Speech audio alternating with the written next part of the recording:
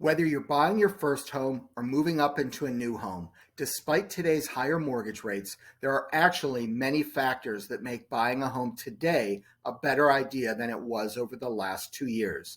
Here are a few. Seller paid closing costs.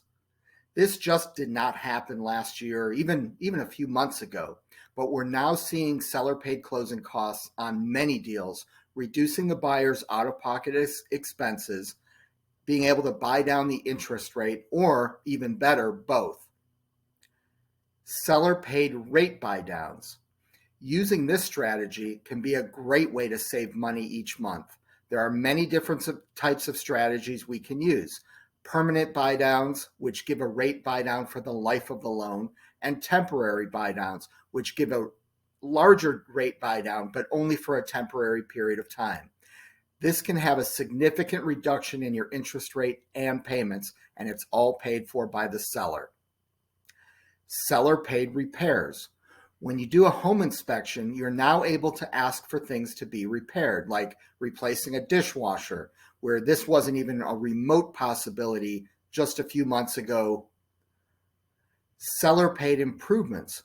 Although rare, it is possible to have the seller do some updates to the house before you buy it, like adding an appliance package upgrade for you based on what you want to pick out.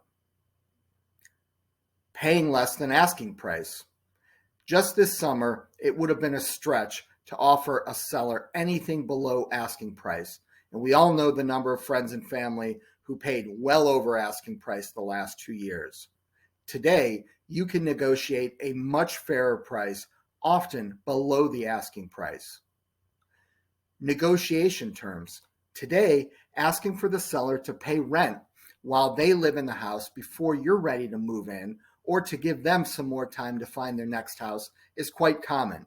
In the past, you might have been forced to give the seller a free month or two without receiving any rent.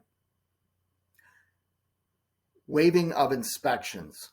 Today, asking for an inspection is totally normal and, of course, recommended, even though during the last few years, most contracts didn't even allow an inspection, or if they did, they specified that it was only for the buyer's knowledge and would not be an impact to the contract. Inspection negotiation items. Now, when there are inspection issues that pop up, the buyer is often able to negotiate those to be fixed or to reduce the sales price further.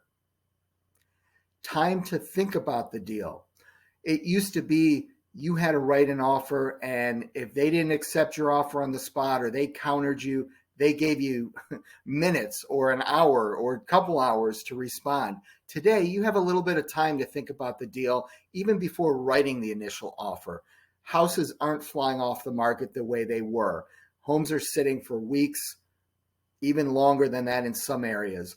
So you have a few hours, a few days, even a week to think about whether you want to purchase that house or not. Home contingencies. This was a big one.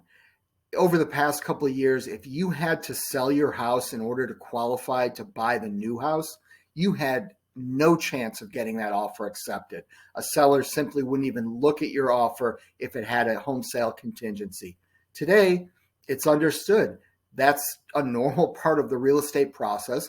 And if you have to sell your current house to buy the new house, they'll allow it.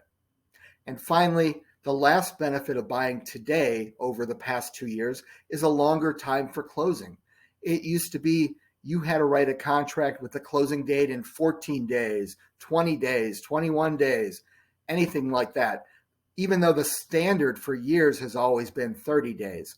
Today, you could even go longer if you wanted 45 or 60 days. Sellers will still accept those offers with a longer time frame for closing because they know that there's not as many buyers out there right now that are making offers on their home. So if you haven't bought a house in the past 2 years and you've been thinking about it and hemming and hawing as, should we wait? Is this a good time to buy? Is this a bad time to buy?